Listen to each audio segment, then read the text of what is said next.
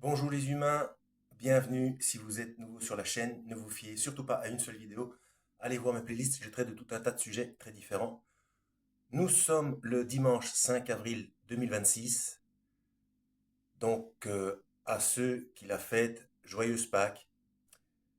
Alors on va parler un petit peu de la date.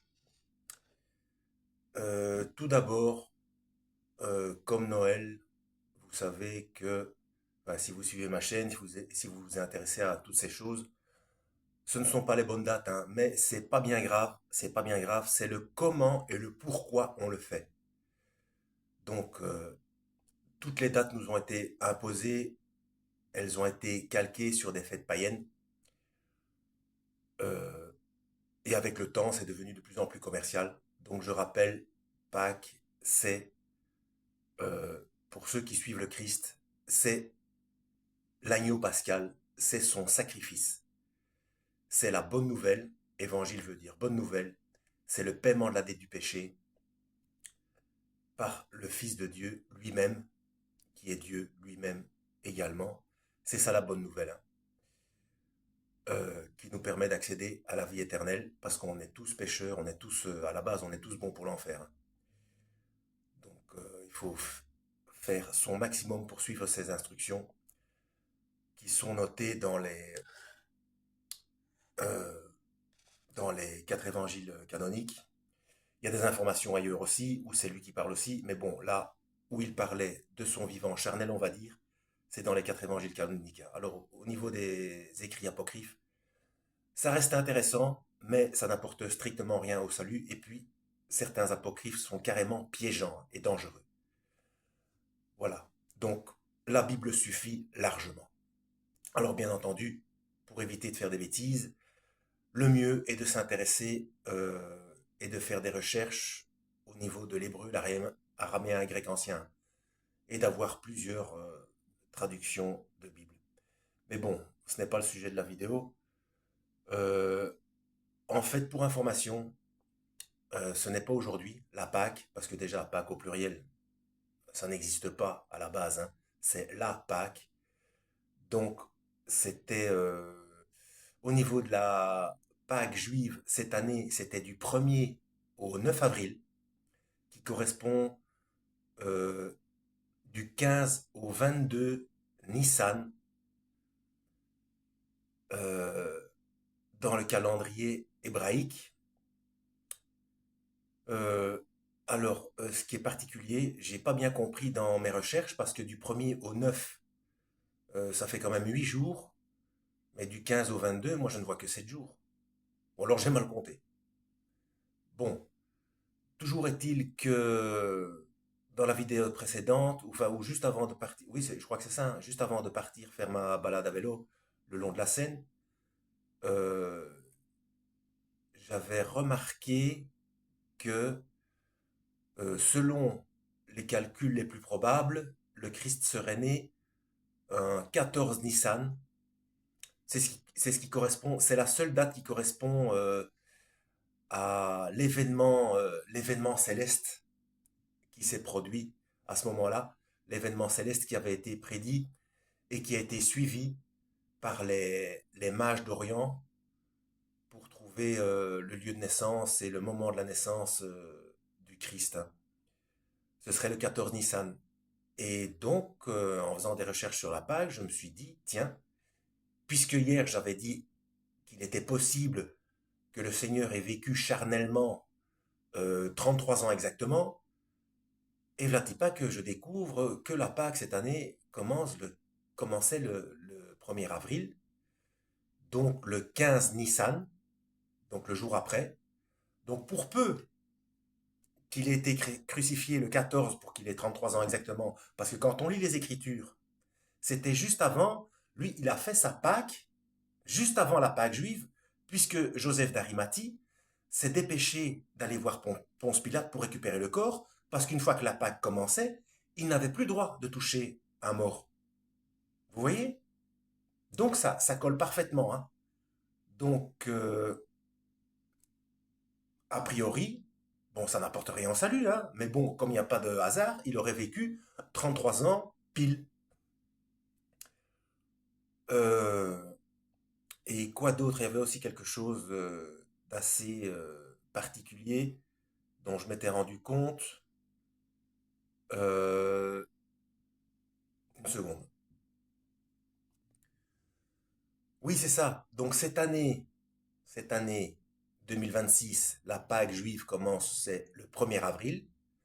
Vous connaissez la date du poisson d'avril. J'ai déjà fait une vidéo par rapport à ça qui s'appelle Poisson d'avril Kezako. Eh bien, par rapport à la moquerie, euh, puisque le signe de reconnaissance des premiers chrétiens, c'était le poisson, et donc ceux qui étaient déjà, à qui on avait déjà inculqué comme quoi la naissance du Christ était le 25 décembre, ceux qui soutenaient que c'était le 1er avril, on se moquait d'eux. Disant, c'est pas possible, nous on sait que c'est le 25 décembre, ça peut pas être le 1er avril, euh, d'où la moquerie du poisson, parce que c'était le signe de reconnaissance des premiers chrétiens. Vous voyez, tout s'interconnecte, hein. Donc, naturellement, même si ce n'est pas la bonne date, à ceux qui disent c'est une fête païenne, c'est hérétique, etc., je répète, c'est toujours le pourquoi et le comment on fait les choses. Si c'est pour faire honneur au Christ, que ce soit Noël ou en fait le vrai Noël cette année, ça aurait été le 31 mars. Enfin Noël, d'ailleurs même le nom Noël, il y a un souci avec le nom Noël. Mais bon, la naissance du Christ aurait dû être fêtée euh, le 31 mars et la Pâque le 1er avril, le jour d'après. C'est plus logique. C'est plus logique quand on lit les textes. Voilà. Donc le plus important, c'est le comment et le pourquoi. Si c'est pour le remercier de son sacrifice concernant la Pâque et, euh, et parler de la bonne nouvelle, donc des évangiles, donc sacrifice du péché, etc., il n'y a aucun souci, hein. Ce serait même, comment dire, euh, comment dire que ce sont des fêtes païennes et que, enfin surtout que c'est hérétique et sataniste, etc. Mais donc il ne faut jamais se remémorer ce genre de choses, c'est ça?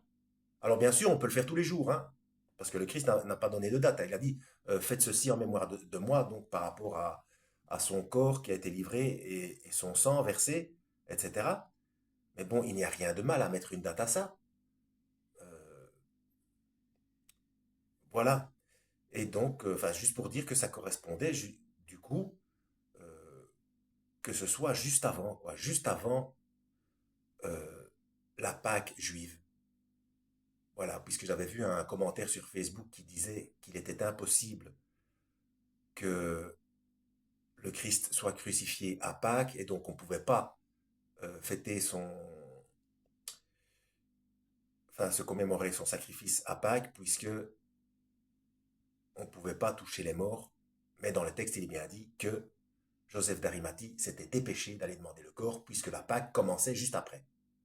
Eh bien, ça correspond 14 et 15 Nissan.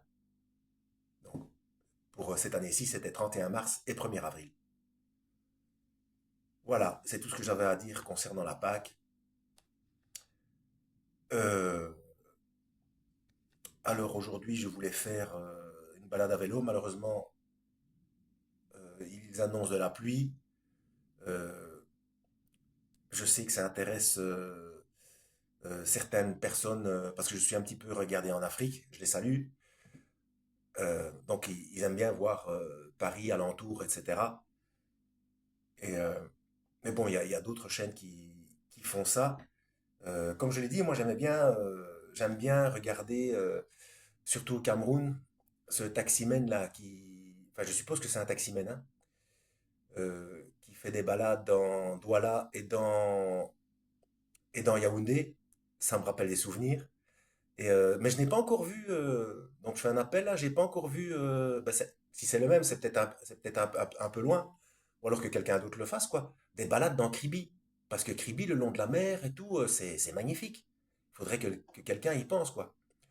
Euh, Mais pour ceux qui, oui, pour regarder les vidéos au Cameroun, petite information comme ça, pour ceux qui ne le savent pas, c'est scandaleux là-bas, hein. C'est scandaleux le prix des mégas.